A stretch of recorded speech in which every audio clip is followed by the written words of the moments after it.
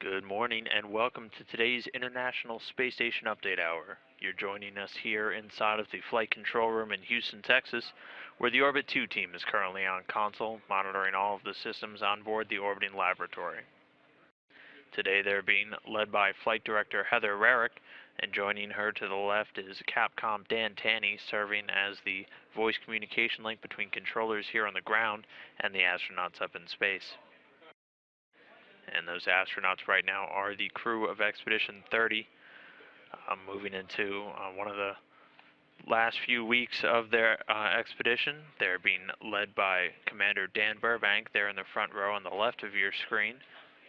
He is also a NASA astronaut, and he'll be returning home on April 27th, just less than 2 weeks from now, with the two people behind him, Russian cosmonauts Anton Shkaplerov and Anatoly Ivanishin.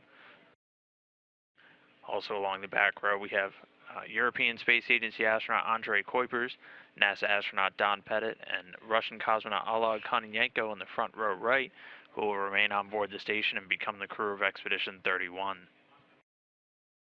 Major activity on board the station today is revolved around the undocking of the Progress 46 cargo ship, which took place earlier this morning at 6:04 a.m. Central Time, while the station flew about 245 miles above southeast Russia, just north of the Mongolian border.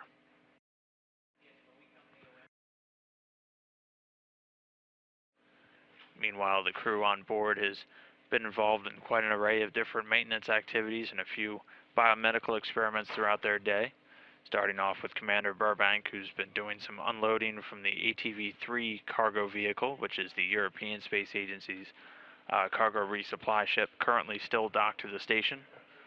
Aside from that, he'll be doing some work on the waste and hygiene compartment, changing out the urine receptacle and also an insert filter. Moving on, Russian cosmonaut Anton Shkaplerov is doing some training today with the TORU, or the Telerobotically Operated Rendezvous Unit. He was doing that alongside Oleg Kononenko as they prepare for the upcoming docking of the Progress 47 spacecraft, scheduled to take place on Sunday at 9:40 a.m. Central Time. He was also doing some crew departure preparation work as he will be returning home again on April 27th alongside Commander Burbank and fellow Russian cosmonaut Anatoly Ivanishin. Ivanishin, meanwhile, is working on quite a few biomedical experiments on board the station, starting off his day with the Russian immuno experiment, taking some saliva and blood samples, and also taking a stress test. This looks to study any of the changes of these astronauts' immune system responses during their long-duration space flights. He will also be working with the pneumocard study, which looks to investigate the adaptation of the cardiovascular system of these crew members as they're exposed to that low microgravity environment for long durations of time. And his other major task for the day will be photographing the docking assembly that Progress 46 spacecraft just undocked from.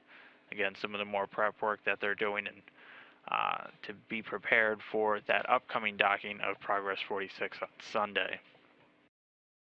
Our third Russian cosmonaut, Oleg Kononenko, again participated in that TORU drill alongside Anton Shkaplerov, and he'll also be doing a video downlink test via their KU band a little bit later today to make sure all the systems are still working as they're expected following that Progress undocking. European Space Agency astronaut Andrei Kuipers is also doing another biomedical experiment today, working on the CARD experiment, taking some blood and urine samples, as well as doing a few rebreathing exercises throughout the day. CARD looks to investigate the mechanisms of heart disease using different portable equipment, and studies the blood pressure decreases in the human body as is exposed to this microgravity environment on board the International Space Station. And then our last Expedition 30 crew member, Don Pettit, was working on the vascular experiment earlier today, very similar to the Russian experiment, the pneumocard, where it's looking to study the effects of long-duration space flights on the cardiovascular system. This is usually done, these changes are brought about by the unique microgravity environment and could impact that vascular system and accelerate the stiffening of blood vessels, which actually parallels the aging process that we see here down on Earth. And then he'll also be working pretty extensively with Robonaut today, the station's dexterous robot companion on board, moving it through a few waist movement activities and testing its visual acuity and also its dexterity as it works to manipulate a task board.